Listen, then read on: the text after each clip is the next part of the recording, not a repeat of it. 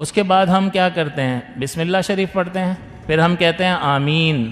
آمین جو ہے وہ سورہ فاتحہ کے ساتھ ہے، اور پھر ہم پڑھتے ہیں تسمیہ یعنی بسم اللہ شریف، اور اس کے بعد ہم سورت ملاتے ہیں۔ بسم اللہ شریف ہم اس لیے پڑھتے ہیں سورت ملانے کے لیے، تو وہ اس کے ساتھ جڑی ہوئی ہے، اور آمین ہم فاتحہ کے لیے پڑھتے ہیں، تو آمین جو ہے وہ فاتحہ کے ساتھ جڑی ہوئی ہے۔ تو ان میں سے یہ دونوں چیزوں میں سے کوئی بھی چیز واجب نہیں ہے، نہ آمین نہ تسمیہ۔ سورت ملانا واجب ہے، سورت ملانا، کوئی بھی چھوٹی سورت ملا لیں سورہ فاتحہ کے بعد واجب پورا ہو گیا۔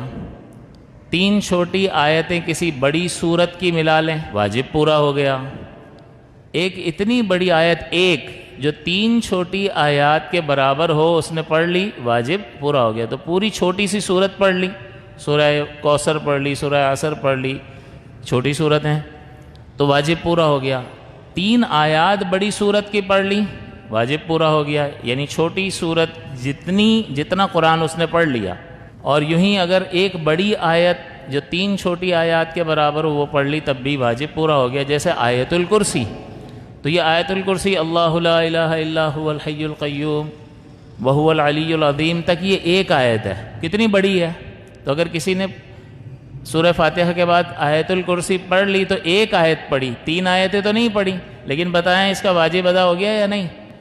ادا ہو گیا، اس لیے کہ یہ ایک ہی آیت اتنی بڑی ہے جو 3 چھوٹی آیات کے برابر ہے۔ تو جب سورہ عصر سے واجب پورا ہو رہا ہے تو آیت الکرسی سے بدرجہ اولا واجب پورا ہو جائے گا۔ پھر جب آپ نے سورہ فاتحہ پڑھ لی اور بسم اللہ یہ سورہ فاتحہ کے بعد سورت ملا لیا آپ نے، تو یہ سورہ فاتحہ اور اس کے فوراً بعد جو ہے آپ کو سورت ملانی ہے۔ اس کے ساتھ آمین کہہ دیا آپ نے، اور اس کے ساتھ آپ نے بسم اللہ پڑھ لی۔ سورہ فاتحہ اور سورت کے درمیان فاصلہ نہیں کریں گے، فاصلہ نہ کرنا واجب ہے۔ اس کا مطلب یہ ہوا کہ یہ فاصلہ نہیں کہلائے گا کہ آپ آمین بھی تو کہہ رہے ہو، آپ پھر بسم اللہ بھی تو پڑھ رہے ہو، تو سورہ فاتحہ اور سورت کے درمیان یہ اتنا فاصلہ آ گیا آمین کا اور بسم اللہ کا، تو ہم کہیں گے کہ آمین اس کے لیے کہا ہے، یہ اس کے ساتھ مل جائے گا، اس کو کہتے ہیں تابع۔ تو آمین سورہ فاتحہ کا تابع ہے اور بسم اللہ شریف سورت کا تابع ہے۔ تو سورہ فاتحہ کے فوراً بعد ہمیں سورت ملانی ہے، لہٰذا اگر کسی نے دیر لگائی تو کیا ہوگا؟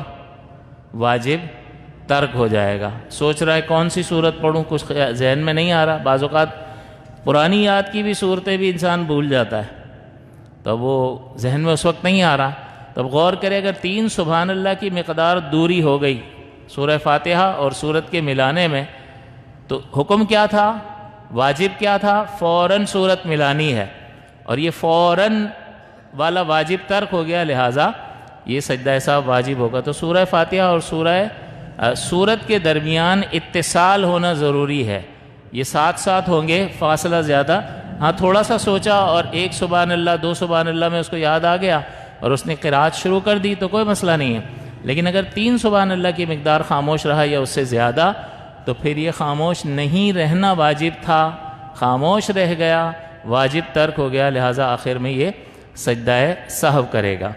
اب یہ اس نے قرات کر لی تو اس کے بعد کہاں جائے گا؟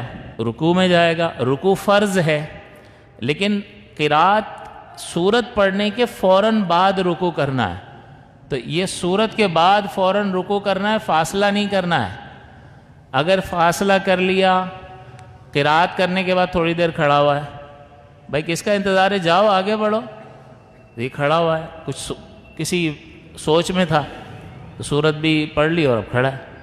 تو اگر یہ رکوع میں اور قرات کے ختم ہونے میں فاصلہ ہو گیا، اتنا فاصلہ کہ 3 سبحان اللہ کی مقدار، تو یہ بھی واجب ترک ہو گیا، اور پھر ظاہر ہے کہ اس کے بعد سجدہ سہو کرنا پڑے گا، بھولے سے اگر ہوا ہے تو۔